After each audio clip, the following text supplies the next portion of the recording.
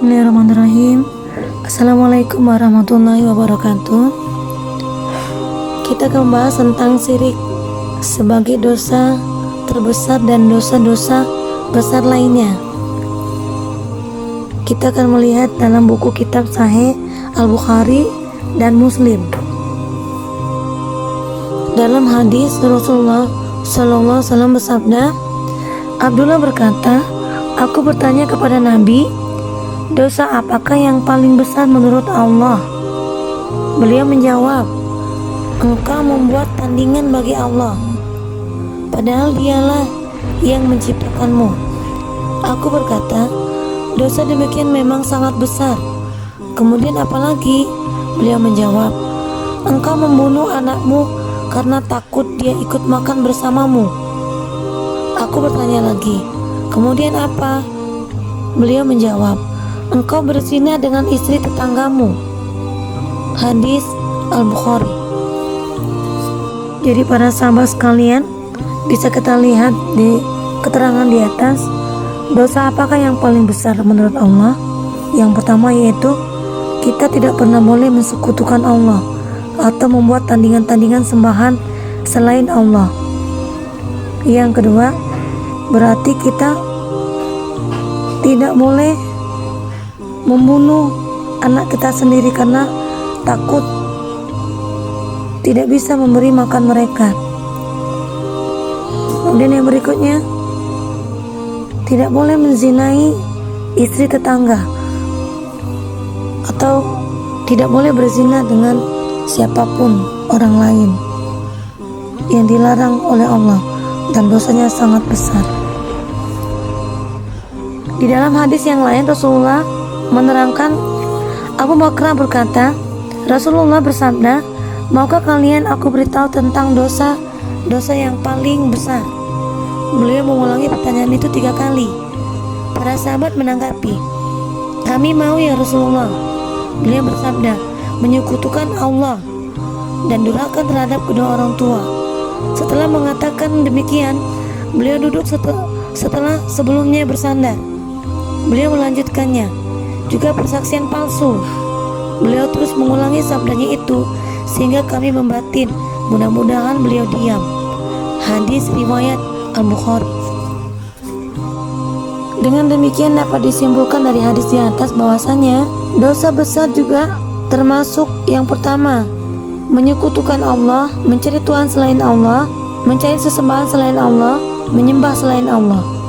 Kemudian yang kedua, durhaka terhadap kedua orang tua, melawan orang tua, menipu orang tua, menyakiti orang tua, semua itu termasuk durhaka kepada orang tua. Kemudian yang ketiga, tidak boleh persaksian palsu, bersumpah palsu. Jadi kita harus menghindari ketiga hal tersebut di atas, karena itu semua termasuk dosa besar. Dalam hadis lain Rasulullah bersabda, Abu Hurairah berkata, Rasulullah bersabda, jauhilah 7 hal yang merusak. Para sahabat bertanya, Rasulullah, apa sajakah 7 hal itu? Beliau menjawab, yang pertama menyekutukan Allah, yang kedua sihir, yang ketiga membunuh manusia yang diharamkan Allah kecuali dengan alasan yang benar, yang keempat makan riba, yang kelima makan harta anak yatim, yang keenam lari dari medan pertempuran, dan yang ketujuh menuduh berzina wanita-wanita yang baik, mukminah, dan lain-lain. Hadis Al-Bukhari. Dalam hadis yang lain, Abdullah bin Amru berkata, Rasulullah bersabda, di antara dosa-dosa terbesar itu adalah memaki kedua orang tua. Ada sahabat yang bertanya, ya Rasulullah, bagaimanakah seorang yang dapat memaki kedua orang tuanya? Beliau menjawab, dia memaki ayah orang lain, lalu orang lain itu memaki ayahnya, dia juga memaki ibu orang lain. Hadis Al-Bukhari. Jadi para sahabat sekalian, mulai hari ini kita harus menghindari mencaci maki orang tua sendiri, terutama. Kemudian dosanya sama saja, tidak boleh juga kita mencaci maki orang tua orang lain, sama dengan mencaci maki kedua orang tua kita sendiri. Contohnya kita memanggil dengan caci maki nama ayah orang lain karena sedang ribut dengan orang lain tersebut, sama dengan kita mencaci maki kedua orang tua kita sendiri, dan itu termasuk dosa yang besar.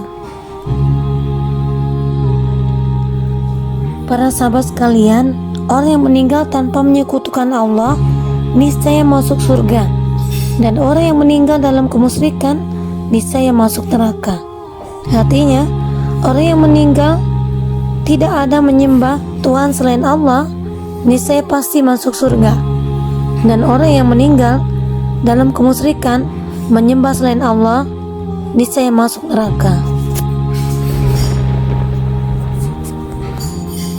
Abu Dzar berkata, Nabi bersabda, Jibril mendatangiku dengan membawa kabar gembira bahwa siapa saja di antara umatmu meninggal dalam keadaan tidak menyekutukan Allah dengan sesuatu apapun, maka ia masuk surga.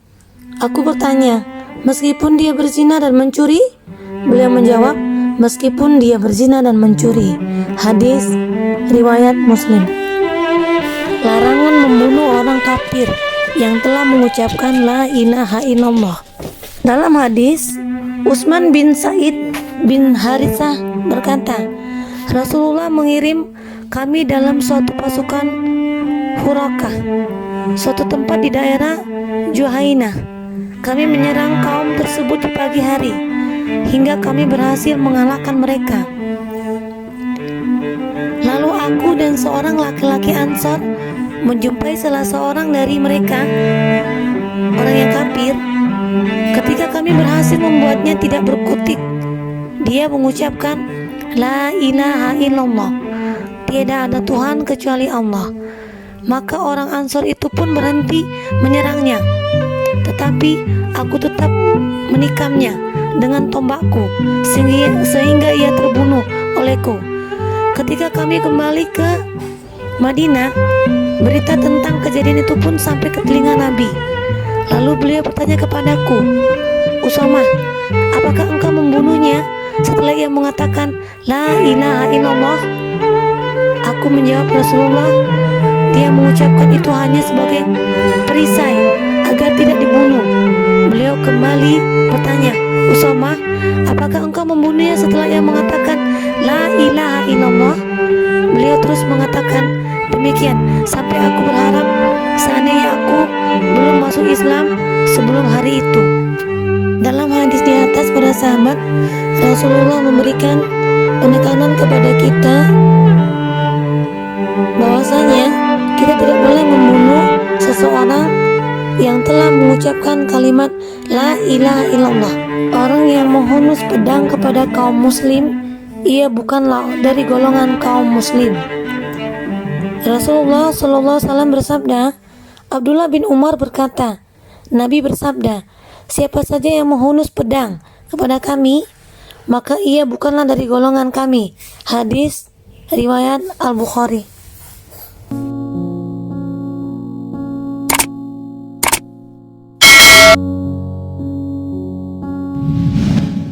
Assalamualaikum warahmatullahi wabarakatuh.